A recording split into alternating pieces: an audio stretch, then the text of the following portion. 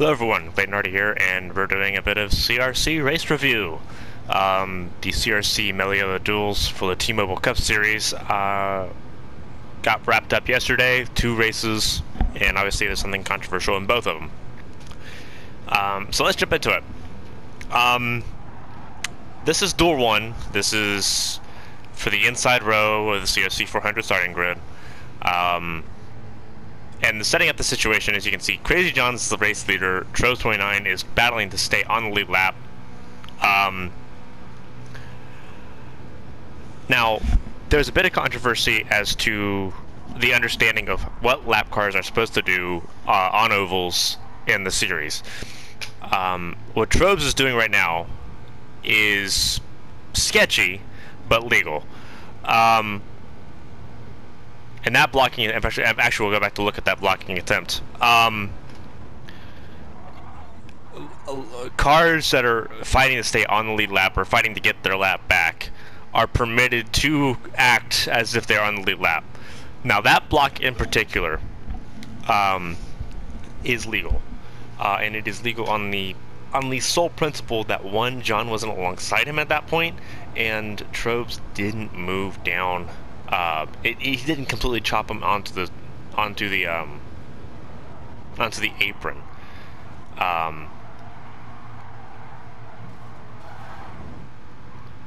So that block in itself was legal. See right here, Troves trying to battle back, as he's allowed to do. He's only 1 lap down. If a car is already a lap down, they cannot battle to stay above 2 laps down. The only way you can battle as a lapped car is if, and you see there's the caution there, and we'll take a look at that. The only way you can battle to get your lap back is if you're only 1 lap down and you're battling the leaders. If you're not battling the leaders, or if you're already a lap down, about to go 2 laps down, you can't battle the leaders at that point. But Troves is in a position where he's trying to get his lap back. And it's imperative that he battles because he can get his lap back with or without the usage of the Lucky Dog Pass.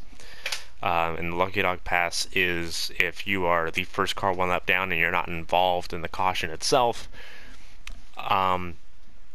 you get your lap back, and that only applies to the first car 1 lap down. So we'll look at this here. So we'll slow it down here. So we'll go down to Troves here. Troves is on the lower line. He's got the better run. See, John's already in the wall at this point. John is in the wall far before Troves gets to him.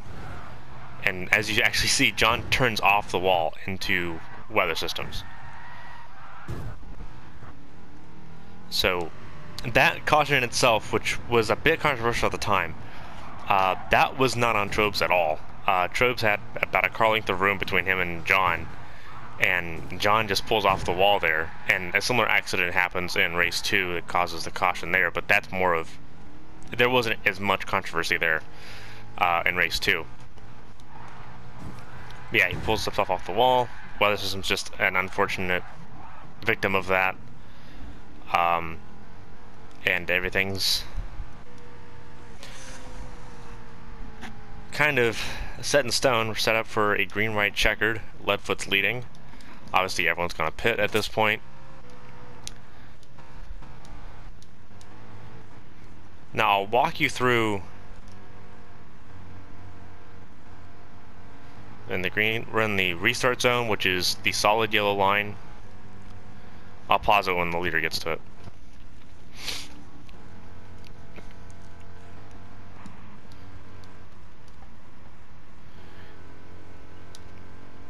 This right here is where the restart zone begins, where that solid yellow line is that Bambi's on the other side of. That is where the restart zone starts. Where that line begins and begins to lead to pit lane, that's where it starts. The entire length of this solid yellow line, all the way up to the yellow barrels at the end of pit lane, that is your restart zone. On cautions and the initial race start, the leader is able to determine on his own, her own, where to accelerate. All drivers must be caught up. Drivers that are not caught up must slow down to avoid getting a jump start. If you get a jump start, you're getting a penalty. So everyone must be within 2 car lengths. Now obviously this isn't a huge deal. All the drivers here in this frame are in an acceptable range of the car in front of them for the restart. So all of this is right here is legal. So we'll go back to Flash. Flash is ahead just by a little bit, though Leadfoot is the race leader, I believe. No, it is Flash. Okay, it's Flash. So you see Flash went right before the barrels. Again, that's legal. If the leader does not go by the yellow barrels, let's see if I can English here. If the driver does not go by the yellow barrels, then the field is able to accelerate without the race leader. There is no rule dictating that you must stay in your lane. You can change lanes as much as you wish, leading to the green flag, and you can pass after the restart zone. So there's no limits on that. You just can't jump start, and you can't hang back. You can't pull like a Kyle Busch restart where you hang back and then accelerate in prediction of the restart. Again, if you jump start, or if you if you try to predict the start and you accelerate before the leader does on the restart, that is either a 1 lap penalty if it's found after the race, or it's a drive-through penalty, a stop-go penalty in pit lane, where you go pit lane, you stop, but you don't collect tires or fuel. But that restart is legal. Flash gets a decent start, but no one's able to follow him. Everyone here, for the most part, everyone here waits until the start-finish line to change lanes. That's not a requirement. You see Leadfoot on better tires. That's right. That's why Flash was leading. He didn't pit. Leadfoot's on better tires. Everyone's on better tires than Flash at this point. It's 2 to go. You see RSD Hoodcat 11 is in 3rd. Everyone's kind of jockeying for position here.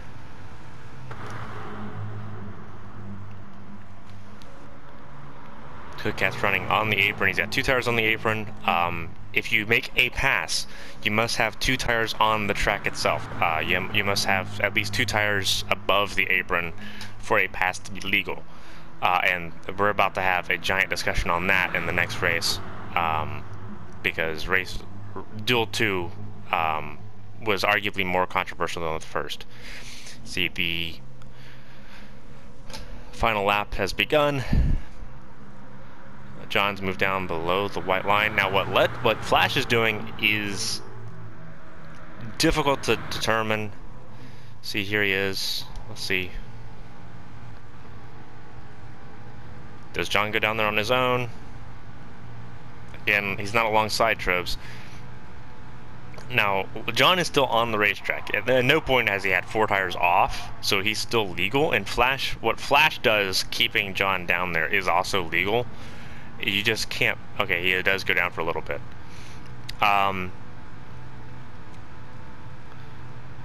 The door banging that we're seeing here is frowned upon, but as long as you're not giving your competitor damage, it's kind of fair.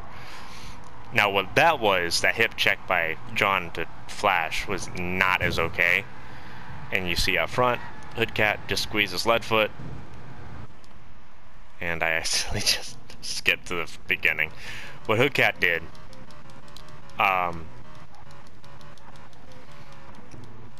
was more of a racing incident. I think it was 3 wide for the lead at that point. So we will skip forward a little bit here by means of button mashing.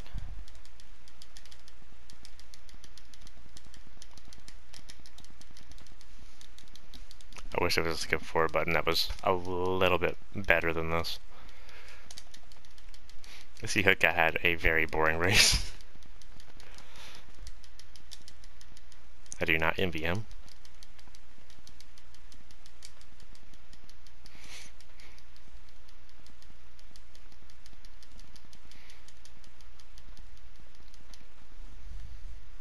Okay, there we go. Acceptable. So you see Leadfoot move at the very top. Hoodcat makes a dive, but Trobes is also there.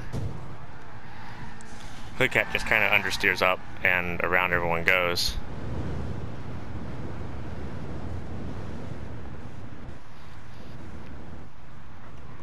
That is just a racing incident. That in itself is a racing incident.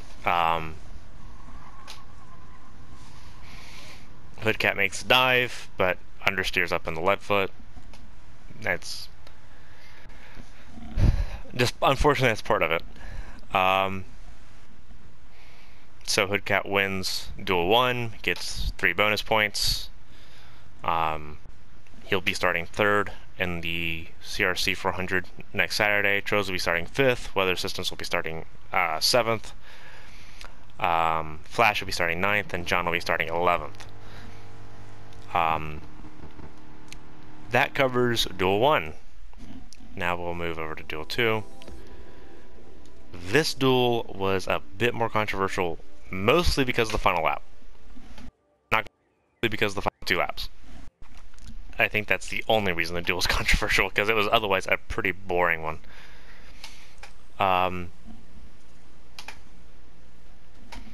So, to explain what happens leading up to this, there is a caution between Krim, me, and Mikhail. I end up understeering into the wall after being tagged by Mikhail. Mikhail comes up and tags me again while I'm already stuck to the wall. And trying to keep my car from pinning to the wall, I tried peeling myself off the wall, and like literally like 6 inches of room, and I'm in the Krim, and Krim's around. And we'll look at that actually.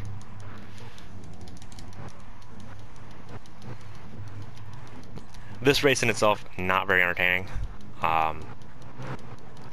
This was surprisingly the calmer duel. Doesn't help that I had traction control on my car for 33 laps.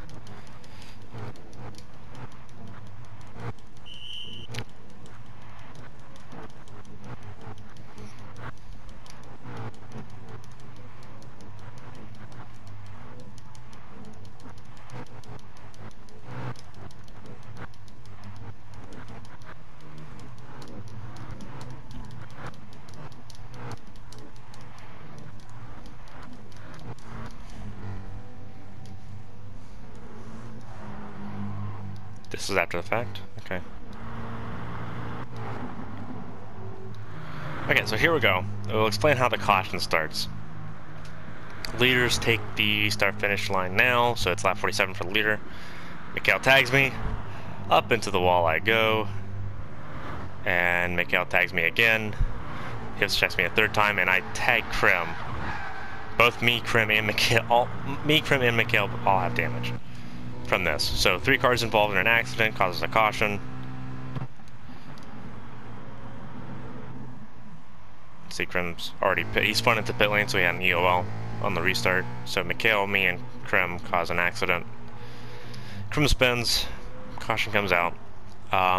That's kind of to explain the safety car procedure, because there's a bit of confusion in race 1. Cautions can only be thrown if multiple cars are involved. When Trobes had his accident, he spun onto the apron, hit the inside wall. He was out of the way of traffic in its single car, so caution was not thrown. With this incident, Mikhail, me, Krim, all 3 of us are involved. Krim spins in front of another competitor, stays on the racing track for a decent amount of time. So the caution's thrown.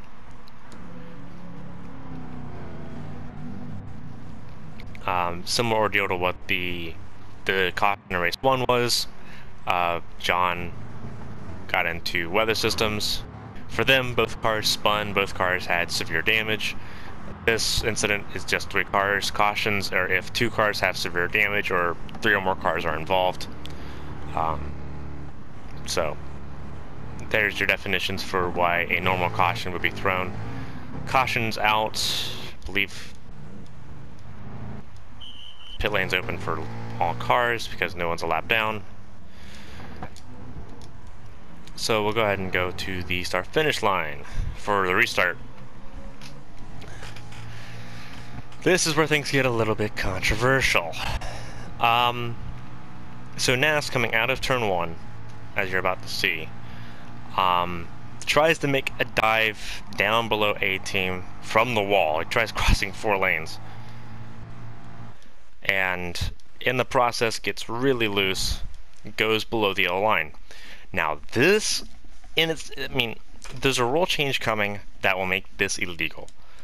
NAS, the way the rules are going to be, you cannot begin an overtaking attempt while off track. NAS, if I can time this right, NAS begins to make his move on A team. We'll see if we can get a good angle.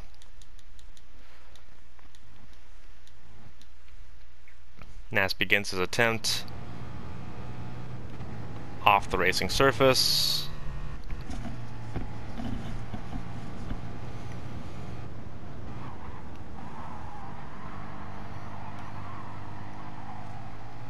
Let's see, he goes underneath. All 4 tires are off. I guess we'll go to race photos and see what the overlap looks like. So the overlap right here doesn't exist. This is something I looked at last night after the duels. The overlap right here, this is looking straight at both cars horizontally. The overlap does not exist. There is a little bit of gap. And you see here is a little bit of a gap. I'd have to be focused on the 80 for the gap to not exist. There's the gap. This was legal for the duel, but it won't be legal for future races.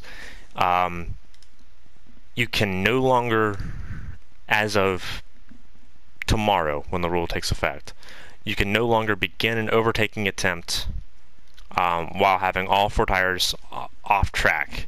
Where NAS is located, all 4 tires are to the right of the yellow line. He is off track.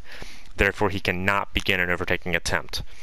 At the time, this was deemed legal. Therefore, what's about to happen is legal. But in future events, this will not be legal. A little bit of a door bang between him and A team as NAS tries to get all 4 tires back on the racetrack. Again, that in itself is sketchy, but it's legal as long as you don't give your competitor damage.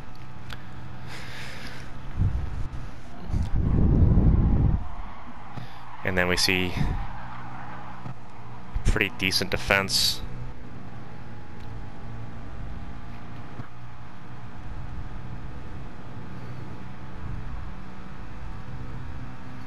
Again, NAS blocking is legal. It's also legal that if NAS were to somehow come down on A team and A team simply hold his line, it is okay. It is on NAS if he gets turned.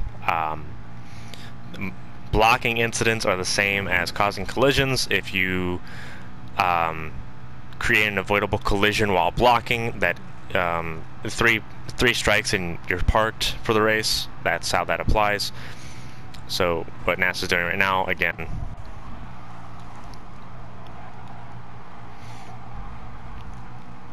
aggressive, but if he were to get turned, it'd be against him. And if he had 3 more events in a 4-race period or 2 more events in the duel, he would have been parked. That said, no one has any points against them going into the CRC 400, which is probably good because I feel like people are going to use all 3 of those points. And NAS wins the duel. Now, he was already qualified 2nd for the CRC 400, so this was really just for points for him. He got 3 points, Hoodcat got 3 points.